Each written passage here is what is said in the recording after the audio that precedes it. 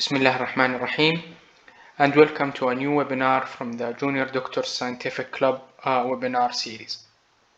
Bismillah ar-Rahman ar-Rahim. يقول الله تعالى: يرفع الله الذين آمنوا منكم والذين أوتوا العلم درجات. This verse would translate into Allah will raise those who have believed among you and those who were given knowledge by degrees. And in my personal opinion, when Allah elevated you, none can demote you. What is Junior Doctor Scientific Club? JDSC is a scientific incubator for junior doctors and future leaders working towards scientific empowerment with a strategic goal of science production in Saudi Arabia. We also conduct our webinars monthly, so please join us. Welcome to our webinar today. I'll be your host today, Ahmed Nahas, and I will be giving you a roadmap about critical care medicine residency. Before starting, I would love to let you know that what you are about to hear are my own personal views, but they are based on regulations released by the Saudi Commission for Health Specialties. Also, some or even all the information presented here may change as training is still evolving. As well, a tremendous effort was put preparing this talk. I hope it appeals to you. These are some of the regulations released by the Saudi Commission for Health Specialties, in which I have gained my insight about this talk from. As well, several correspondence have been made with secretaries and executives in preparation of this talk, as well the utilization of some of my video editing skills. Your whole life prepared you for this moment. Please be proud of yourself. And we extend you our heartfelt congratulations on being accepted as a trainee in the Adult Critical Care Medicine program. I'll be talking about 8 topics today, starting with a brief description of training. Then we will be moving towards examinations and how are you going to be promoted, with an explanation about your logbook and 145. Then you'll get introduced to the universal topics, along with what would make an aid to you. And finally, what are my suggestions for your reading material? Your training journey will begin with you in your junior level of training, and as you progress, you'll be heading towards your senior level of training. And the first part exam is what separates these two levels. And to progress from one level to the other, or what we call promotion, you need to fulfill certain criteria annually that we will talk about shortly. And by the end of your 5th year, you will be awarded an end of training certificate. But to be board certified, you need to sit and pass the final, or what is known as the second part exam.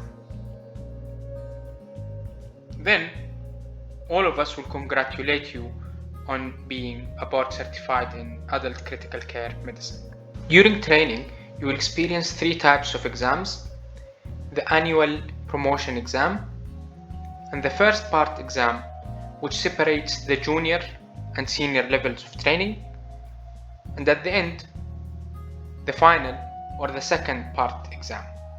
The promotion exam is divided into the written component, which is in the MCQ format and is in the range of around 120 questions, along with the structured oral exam, which is designed to deliver a unified exam experience to all the examinees taking it. This exam content is the same for the first and second year's trainees, but is different for the 3rd and 4th year trainees. And of course, the final year trainees will be having their own final year exam. So, what about the first part exam? Once you pass this exam, you are granted entry to the senior level of training, but you can sit this exam only when at your 2nd year of training, and passing this exam will exempt you from the written component of the promotion exam only. And you need to be careful as only 4 attempts are allowed for this exam. As you move towards the end of the 5th year of training, you are expected to sit the second part exam. This exam has an MCQ written component along with a clinical component. 3 + 1 exceptional attempts are allowed within 5 years for the second part, and 1 more collective attempt at the written and the clinical component is allowed if still no luck in passing it. The clinical part has an objective structured clinical exam along a structured oral exam component.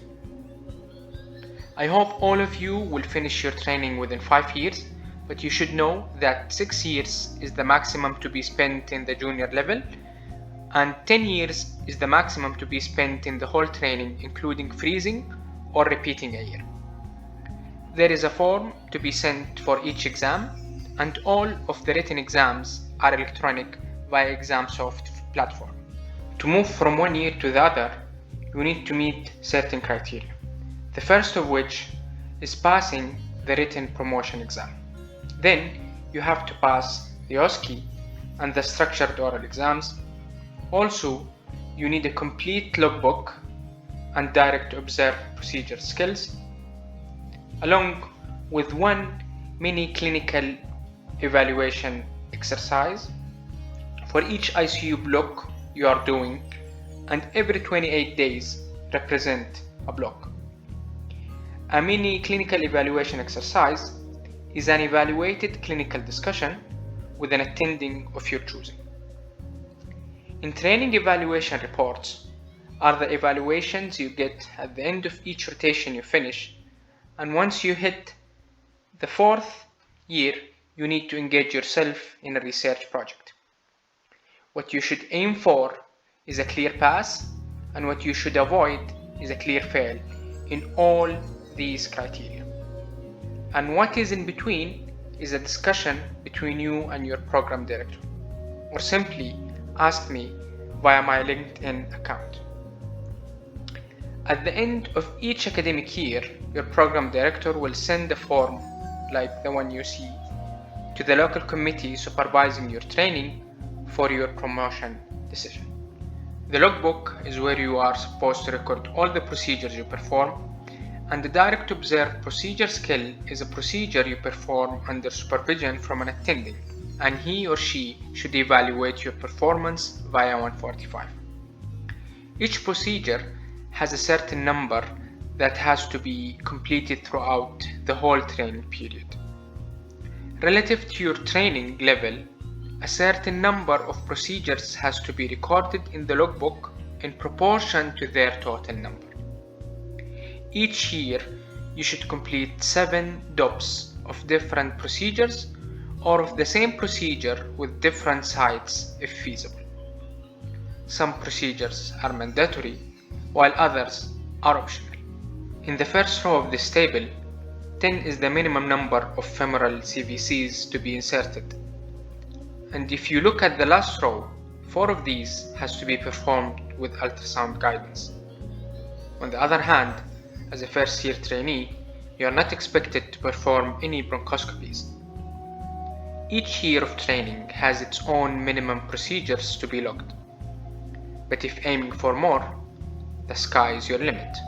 In regard to 145, it's a platform used to log your performance during training. You can log your procedures, DOPs, mini-SACs, and hopefully more in the future. This platform used to have a browser and the mobile app versions. Of course, the full functionality is found on the browser version.